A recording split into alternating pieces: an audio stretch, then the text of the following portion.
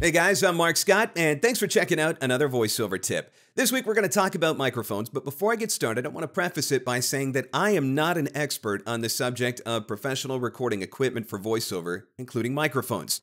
So if you're looking for some advice on which microphone to buy, which one is right for your voice, how to get your microphone set up in your studio environment or sounding better in your studio environment, for that, I would recommend that you get in touch with either Dan Leonard or George Whittam. And if you check out the details section below this video, I'll provide links to those guys' websites so that you can get in touch with them. That said, I do have a couple of tips that I want to be able to offer. Now, last week, I posted a picture on social media of me with my brand new microphone. The microphone that I dreamed about owning for quite some time. I'd actually put it on my goals list for 2015. At some point this year, I was going to buy this microphone. I was going to find a way, and I did. So the picture I posted was of me with my Sennheiser MKH416, which some people in some circles would consider one of the industry standard microphones for voiceover. Generated a lot of positive comments, a lot of feedback, a lot of people welcoming me to the Sennheiser Club, for example. But there was one comment in particular that really struck me, and it was from an up-and-coming talent who was very excited that I was able to get my new microphone, but at the same time, she was very excited to know that it was possible to achieve success without having one of those fancy microphones, which is what I have done ever since I started recording. The fact of the matter is, since the late 90s, so for almost 2 decades, I have recorded every single voiceover I have ever done on an EV RE20 microphone that I picked up for a few $100, so a relatively affordable microphone.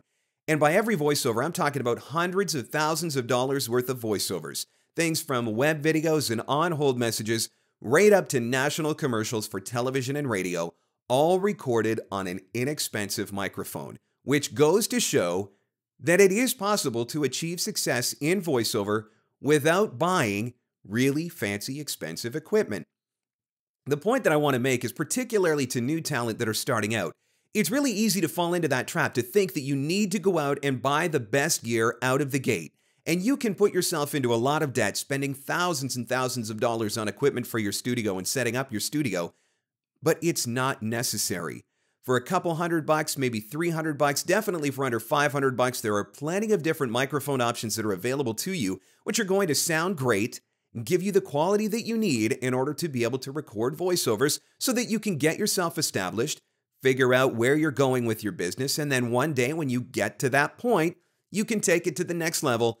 And that's when you can pick up that Neumann or that Sennheiser microphone that you've always dreamed about. So the point is that you do not need to have it right out of the gate. In fact, and this is something I've talked about in the past, if you've got money to spend when you're getting started out, the last thing that I would recommend that you spend it on is expensive equipment. First, you need to spend it on coaching. Get the training that you need in order to be able to use that equipment once you're finally in a position to be able to buy it. So if you've been working with a coach or if you've been working with someone, maybe a mentor or something like that, who's telling you that you need to have this stuff in order to get started out, don't fall for the lies. Don't fall for that trap. Like I said, 2 decades, hundreds of thousands of dollars worth of voiceovers recorded on a microphone that cost a few $100, which just goes to show that it is possible. But at the same time, it's good to have a dream. It's good to have goals. And I have finally achieved mine owning my Sennheiser MKH416, which I hope is going to lead to hundreds of thousands of dollars more worth of voiceovers in the future.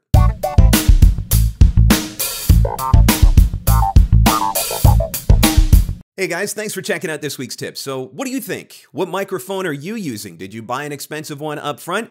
Or are you finding a level of success with something that was relatively affordable? I'd love to hear from you. Share your thoughts in the comments below. Don't forget to like the video, share the video, post it on your social media feeds, and don't forget to follow me on social media as well. I'm on Facebook, I'm on Twitter, and you can check out my blog at markscottvoiceover.com. If you want voiceover tips delivered to your inbox every single week, check out my other website, sign up for my newsletter at newsletter.markscottvoiceover.com.